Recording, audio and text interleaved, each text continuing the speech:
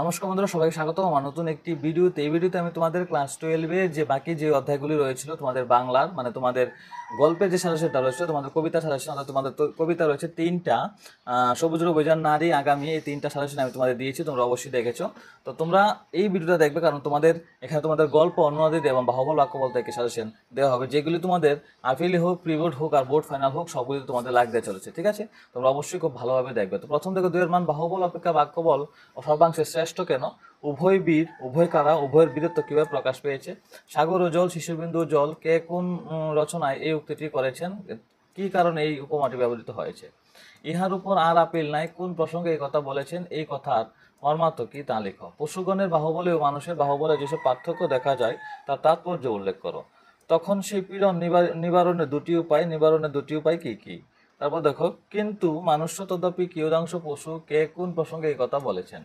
তারপর দেখো, তাহা সকলে অবগত আছেন বক্তাকে, এবং এখানে কোন বিষয়ের কথা বলা হয়েছে, এই জন্য বাহুবল মানুষের প্রধান অবলম্বন, লাইনটি কতটুকু যুক্তিসঙ্গত তা আলোচনা করো, একটু গুরুতর প্রভেদ আছে, কাদের মধ্যে এই প্রভেদ আছে, প্রভেদটা কি তা লিখো। আমি লিখিতে লিখিতে দেখিলাম, আমি কে, তিনি কি দেখলেন। চার মান দেখো, তোমার দেখছে কথায় বুঝাইতে হয়, কথায় কাকে কি বুঝাইতে হয়, এই বিষয়ে বক্তার মতামত ব্যক্ত করো, তার এই রকম বলার কারণ কি।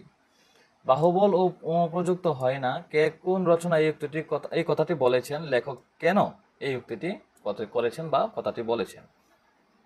সভ্যতার যাহা কিছু উন্নতি ঘটিয়েছে তাহা বাক্য বলে, কার লেখা কোন রচনার অন্তর্গত, বাক্য বলে কিভাবে সভ্যতার উন্নতি ঘটিয়েছে তা উদাহরণ সহকারে আলোচনা করো। সমাজ নিবন্ধ না হইলে সামাজিক অত্যাচারের অস্তিত্ব নাই, সমাজ নিবন্ধ কথাটির অর্থ কি, অর্থ পরিস্ফুট করো, এবং সামাজিক অত্যাচারে কিভাবে প্রতিরোধ করা সম্ভব তা লিখো। বাহুবল পশুর বল, বাক্য বল মানুষের বল, মন্তব্যটি কে করেছেন, মন্তব্যটি তাৎপর্য ব্যাখ্যা করো। আমি লিখিতে লিখিতে দেখিলাম, অধিকাংশটি আমি কে, তিনি কি দেখলেন, কোন প্রসঙ্গে এই কথাটি এবং কেন তিনি এই উল্লেখ করেছেন। পৃথিবীর বীর পুরুষগণ ধন্য, লেখক কোন কোন বীর পুরুষগণের কথা বলেছেন, তাদের ধন্যবাদ দেওয়ার কারণগুলি তা আলোচনা করো। ইহার উপর আর আপিল নাই, আপিল কথাটির অর্থ কি, কে কোন প্রসঙ্গে এই কথা বলেছেন, তার মর্মার্থ ব্যাখ্যা করো। তো এখানে থাকছে তোমাদের বাংলা কবিতা এবং গল্পের সাজেশন। তোমরা অবশ্যই ভিডিওটাকে ভালোভাবে দেখেছো মনে করি, বেশি ফাস্ট মনে ভিডিওটাকে স্লো করে নেবে, আর যদি চ্যানেল নতুন হয়ে থাকে চ্যানেলটাকে অবশ্যই সাবস্ক্রাইব করে নেবে, এবং বন্ধু এবং বান্ধবীর সাথে অবশ্যই চ্যানেলটাকে শেয়ার করে দেবে, যাতে আমরা খুব সহজেই 1600 সাবস্ক্রাইবার পূরণ করতে পারি।